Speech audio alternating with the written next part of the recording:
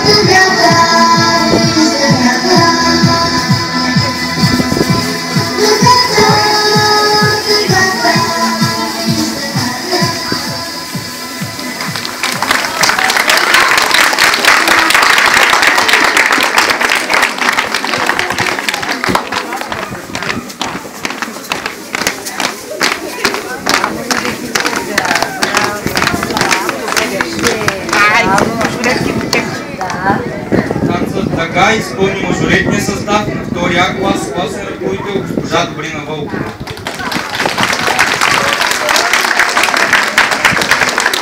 Слово за трети март ще произнесе госпожа Диана Станкова, директор на Средното образователно училище Христо Ботев.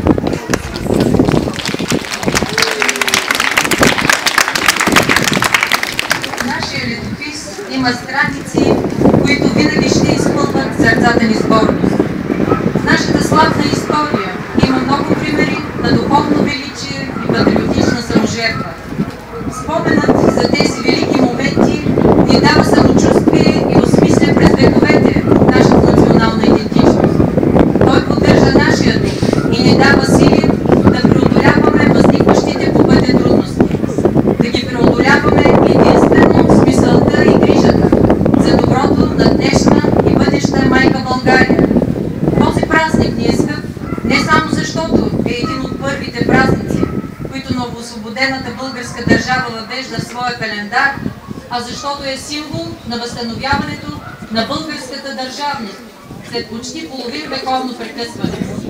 3 март е свят национален празник, ден на който отдаваме своята признателност към жертвите, дадени от руските войни, както и на финландски, румънски, полски и войни на много други държави, дали живота си за освобождението на България. На 3 март ние се прекланяме пред великия, неоценимия, възпят така възторжено от безсмъртния Иван Вазов, епопея на забравените, подвиг на българските опълченци. Опълченците, които спират с гърдите и стелата си настъплението на противника. 3 март, като дата на подписването на Сан-Стефанския мирен договор, носи за нас и особената магия на сбъдването на вековната вяра на българина. На неговата мечта, че отечеството му, многострадално и неделимо, ще бъде най-сетне свободно. Тази мисъл е така зашеметяваща, че дори сега, от дистанцията на времето, ни помага да оставяме на втори план горчивината от последвалия несправедлив Берлински договор. Вярата, че ще бъдем най-сетне свободни, дава криле на всички след освобожденски опити на българския народ да върне целостта на своето изстрадало семейство. Тази вяра и тази надежда на след освобожденския българин му дадоха коража да направи своето съединение. Те му дадоха силата да вдигне Кресненско-Разложкото въстание, а по-късно и величавото в своя трагизъм и обреченост Илинденско-Преображенско въстание. Сбъднатата мечта на българина за своя свободно отечество му даде преди 136 години дързо и сили да изгради държавата си. При това държава независима, бързо прогресираща и в кратък срок доконваща развитите европейски страни. Нека отново да си припомним това, което никога не бива да забравяме, че приетата от Първото Велико народно събрание Търновска конституция е най-демократичната в цяла Европа. Готови ли сме днес в поредната криза, в която се намираме, да възкресим отново демокрацията в истинския ѝ вид? Готов и историята няма да ни прости, ако повтаряме нейните грешки и ако не се слушаме големите уроци на нашите предшественици.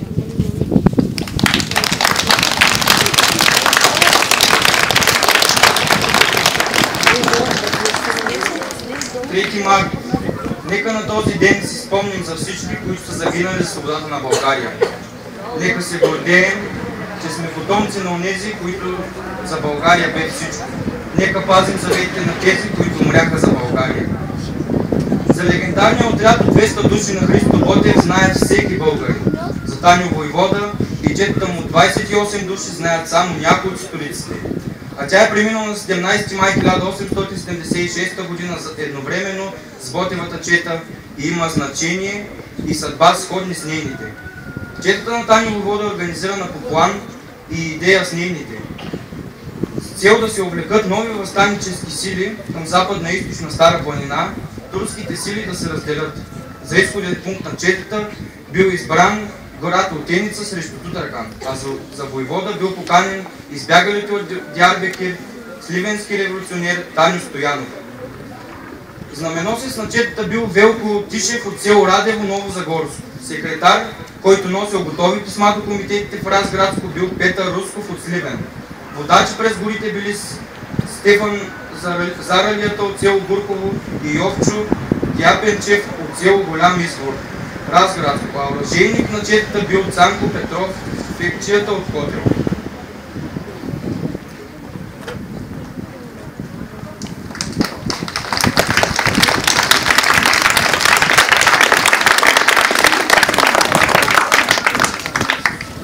Вече сме в България, коленичете. И целунете земята, за чиято свобода сме дошли да умрем. Тя ни е заклетва, голебен и успела. Умрем за тази земя! От това място започва старта идущи път към Балкана. Преди 9 години стъпил в кракът на славния войвода, Панайот Хитов и байрактарът, великият апостол Васил Левски, мъченикът на нашата свобода, който ние никога няма да забравим. Никога! Никога! Преди 8 години е щял да мине с четата дядо Желев, Христо Ботев.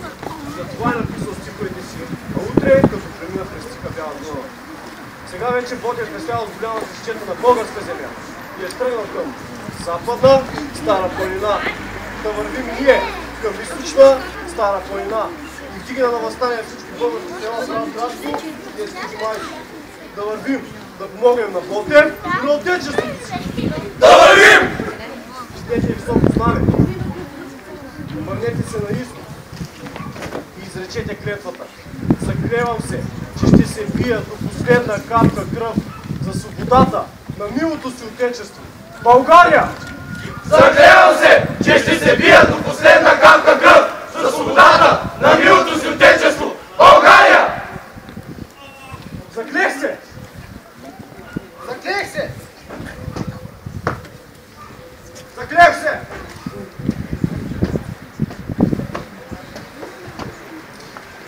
Заклех се!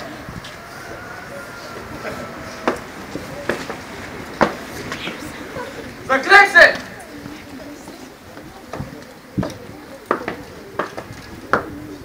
Заклех се!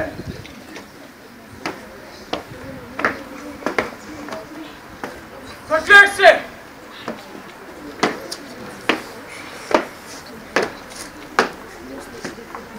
Заклех се!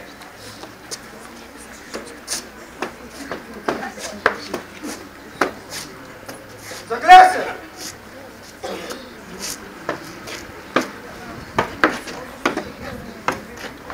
Заклех се!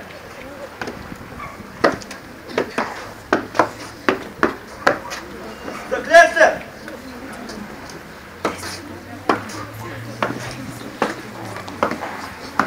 Заклех се!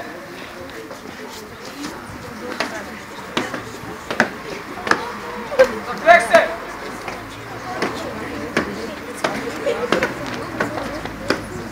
Сега вече ние и нашия живот сме на отечество. Ние сме негови войни, трябва да браним името и честта му. Помнете, никакви своеволия и никакви посегателства на мирни граждани.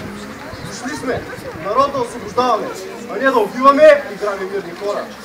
Дошли сме! Народ да освобождаваме! Там направите место, ще минат зеленците. Отзад. Там ще минат. Владя в трета врага. Не може да изправим. Не се обвини с предатели, престъпници. Да го глотне! Да го глътнем! Ако ранят смъртно, не може да му се помогне. А дружината трябва да го изостави. Да не го съдят и убиват те. Да го глотне! Да го глътнем!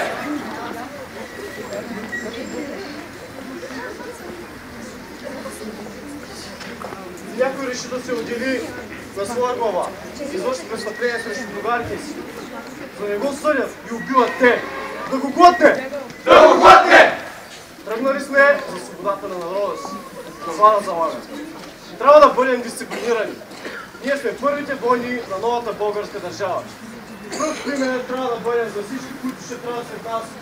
От зеленото знаме, със златния лъв и свещените думи. Свобода или смърт! Свобода или смърт!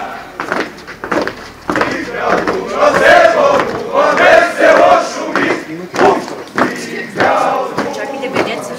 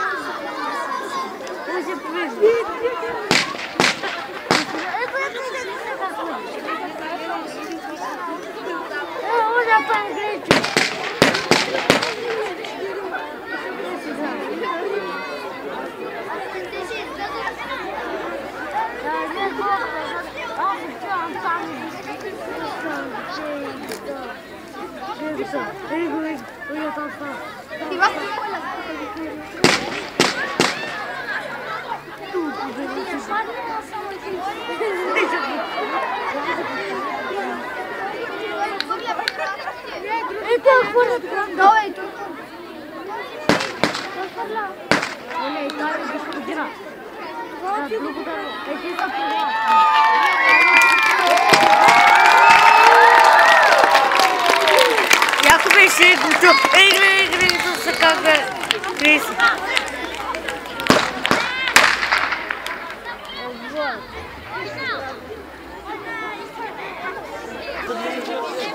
Мама, колко аз съм ги избил. О, соба! Кой те избил? Други ви за попадат. Стой! Твоя!